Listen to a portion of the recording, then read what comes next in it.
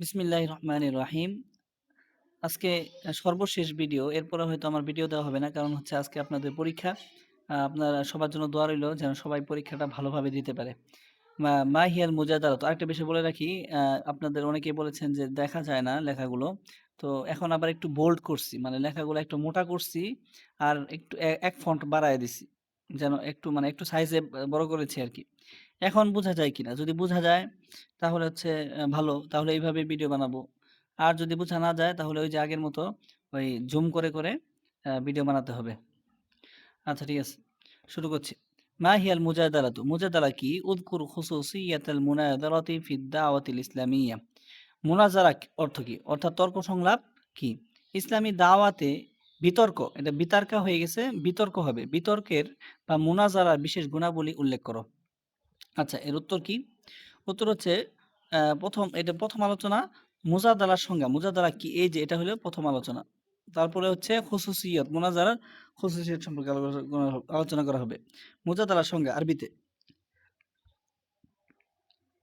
আল মুজাদালাতু হিয়াল মুনাশাকাতু বিল হুজ্জাতি ওয়াল বুরহানি লিইযহারিল হাক্কি ওয়া দাহদিল বাতিলি মা'আর রিফকি ওয়াল লাইনি ওয়া হুসনিল আদাবি।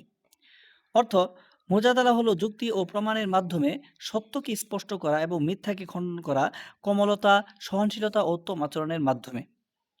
দ্বিতীয় আলোচনা। কোরআন ও সুন্নাহর আলোকে মুজাদালার গুরুত্ব কি?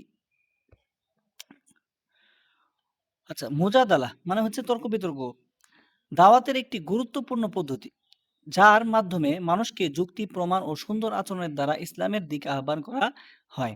কোরআনে আল্লাহ তাআলা বলেন, উদউ ইলা সাবিলি রব্বিকা বিল হিকমাতি ওয়াল মাউইযাতিল হাসানাতি ওয়াজাদিলহুম বিল্লাতি হিয়া আহসান। তুমি তোমার প্রভুর পথে আহ্বান করো, প্রজ্ঞার সঙ্গে, উত্তম উপদেশের মাধ্যমে, তাদের সঙ্গে উত্তম পদ্ধতিতে বিতর্ক করো। সূরা নাহলের ১২৫ নম্বর আয়াত। এই আয়াতটা আমরা আজকে ভালোভাবে মুখস্থ করে যাব, কারণ এই আয়াত আমাদের প্রায় প্রতিটি উত্তরেই দেওয়া হতে পারে, লাগতে পারে। আচ্ছা, এই আয়াতে আল্লাহ তাআলা ৩ টি দাওয়াতের পদ্ধতি নির্দেশ করেছেন। ১ নম্বর হিকমত, বুদ্ধি ও জ্ঞান দিয়ে আহ্বান। ২ নম্বর হচ্ছে মাওয়াইজাতুল হাসানা, উত্তম উপদেশের মাধ্যমে আহ্বান। মুজাদালা বিল্লাতি হিয়া আহসান, উত্তমভাবে তর্ক বিতর্ক সংলাপ করার মাধ্যমে। অর্থাৎ মুজাদালা ইসলামী দাওয়াতের একটি স্বীকৃত ও প্রশংসনীয় মাধ্যম, যদি তা ও সরি উত্তম ও ভদ্র উপায়ে পরিচালিত হয়। তৃতীয় আলোচনা। মুজাদালার উদ্দেশ্য। মুজাদালার উদ্দেশ্য কি? মুজাদালার মূল উদ্দেশ্য হলো সত্যকে স্পষ্ট করা, ১ নম্বর। ২ নম্বর মানুষকে ভুল ধারণা থেকে মুক্ত দেওয়া। এটা হচ্ছে সংজ্ঞা আছে না? আপনার যেই সংজ্ঞাটা আমরা দিয়েছি সেই সংজ্ঞা থেকে আমরা বের করতে পারবো। সত্য কি? সত্যকে স্পষ্ট করা, মানুষকে ভুল ধারণা থেকে মুক্তি দেওয়া। মুক্তি হবে, মুক্ত হয়ে গেছে। আ মু আ মুক্ত হ্যাঁ, ঠিক আছে। মানুষকে ভুল ধারণা থেকে মুক্ত করা ও শান্তিপূর্ণভাবে ইসলামের দাওয়াত পৌঁছে দেওয়া। এটি কখনো অপমান বা নিজের শ্রেষ্ঠত্ব প্রমাণের জন্য নয়, বরং সত্যকে আ প্রকাশের জন্য করা হয়। চতুর্থ আলোচনা। ইসলামী দাওয়াতে মুনাজারার মানে মূল প্রশ্ন যেটা, মুনাজারা বা বিতর্কের বিশেষ গুণাবলী। দাওয়াতের ক্ষেত্রে যিনি তর্ক বা সংলাপ করবেন, মানে মুনাজির বা মুজাদিল, তার কিছু বিশেষ গুণ থাকা আবশ্যক। তা না হলে তিনি দাওয়াতের বদলে বিতর্কে পরিণত করবেন। নিজের সেগুলি বিস্তারিত দেওয়া হলো। তো আমরা এগুলো মুখস্থ করে নিব। কি, কি গুণ? এটা আসতে পারে। ইখলাসুদ নিয়ত, নিয়তের বিশুদ্ধতা। আচ্ছা, বিতর্কের উদ্দেশ্য যেন আল্লাহর সন্তুষ্টি ও সত্য প্রকাশ হয়। আত্মগরিমা, খ্যাতি ও পরাজিত করার মনোভাব যেন না থাকে। নবী করিম সাল্লাল্লাহু আলাইহি ওয়াসাল্লাম বলেছেন, ইন্নামাল আমালু বিন্নিয়াত, নিশ্চয়ই সব কাজ নিয়তের উপর নির্ভরশীল। বুখারী শরীফ, মুসলিম শরীফের হাদিস। তারপর ২ নম্বর গুণ হচ্ছে আল ইলমু আল বাসীরু, জ্ঞান ও অন্তর্দৃষ্টি থাকতে হবে। মুজাদালার জন্য কোরআন, হাদিস ও যুক্তির পূর্ণ জ্ঞান থাকা আবশ্যক। অজ্ঞ ব্যক্তির তর্ক ক্ষতির কারণ হয়। কোরআনে বলা হয়েছে, কুল হাদিহি সাবিলি আদউ ইলাল্লাহ, এটা আমার পথ, এই পথে তোমরা আল্লাহর দিকে আহ্বান করো, আলা বাসীরাতিন, এটা আমি আল্লাহর দিকে আহ্বান করি প্রমাণ ও জ্ঞানের ভিত্তিতে। আলা বাসিরাতিন আনা ওয়া মান ইত্তাবা'আনি। বলো এটাই আমার পথ। আচ্ছা দেখ সূরা ইউসুফ ১০৮ নম্বর আয়াত। আর রিফক ওয়াল লাইনু, নরম স্বভাব ও সৌজন্য। কঠোরতা নয়, বরং নরম ভাষা ও শিষ্টাচারপূর্ণ আচরণ দাওয়াতের মূল সৌন্দর্য। আল্লাহ তাআলা মুসা আলাইহিস সালাম, হারুন আলাইহিস সালামকে ফেরাউনের কাছে পাঠানোর সময় বলেছিলেন, ফাকুলা লাহু কাওলান লাইনান। অর্থ, তার সঙ্গে কোমলভাবে কথা বলো। কার সঙ্গে? ফেরাউনের সাথে কথা বলতে বলছে। তহা আ তহা ৪৪ নম্বর আয়াত। তারপরে ৪ নম্বর গুণ থাকতে হবে আল আদলু ওয়াল ইনসাফু, ন্যায় ও সততা।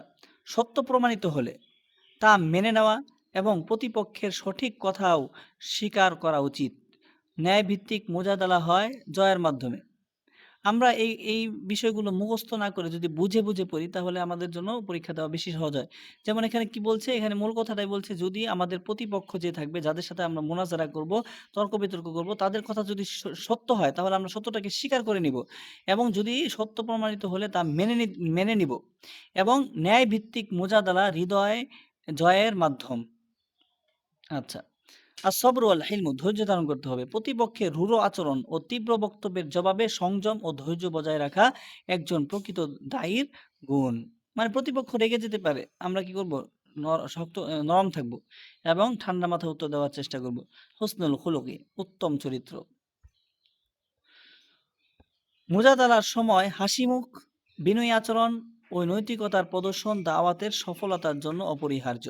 নবী সাল্লাল্লাহু আলাইহি ওয়াসাল্লাম বলেছেন, মা কানা রিফকু ফি শাইইন ইল্লা জানাহু। যে বিষয়ে কোমলতা থাকে তা সুন্দর হয়ে ওঠে। উপসংহার, পঞ্চম বিষয় হচ্ছে উপসংহার।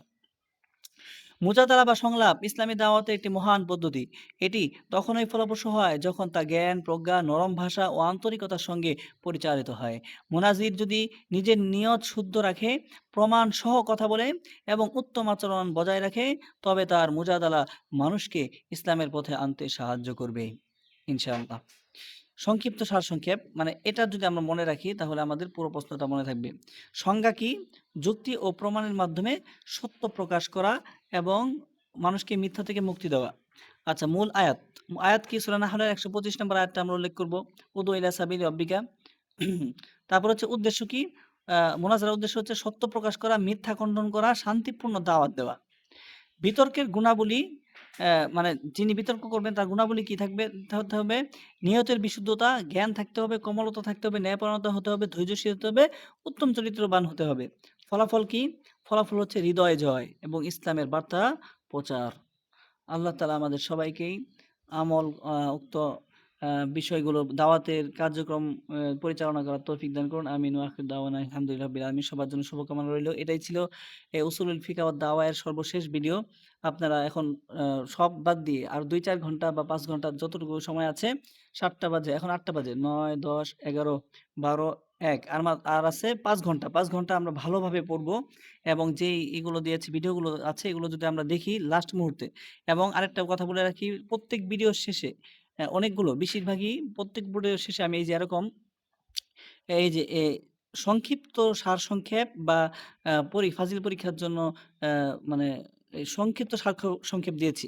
তো এতটুকু মুখস্থ রাখলে আপনি এখান থেকে বানিয়ে, বানিয়ে আপনি কি করতে পারবেন? বানিয়ে, বানিয়ে মানে একটু লম্বা করে, দীর্ঘ করে আপনারা উত্তরটা সাজিয়ে ফেলতে পারবেন। পরীক্ষার আগ মুহূর্তে আপনারা এই যে প্রত্যেক ভিডিওর আ সা সা সারসংক্ষেপগুলো পড়ে যাবেন। এই সারসংক্ষেপগুলো অবশ্যই আপনারা মনে রাখার চেষ্টা করবেন।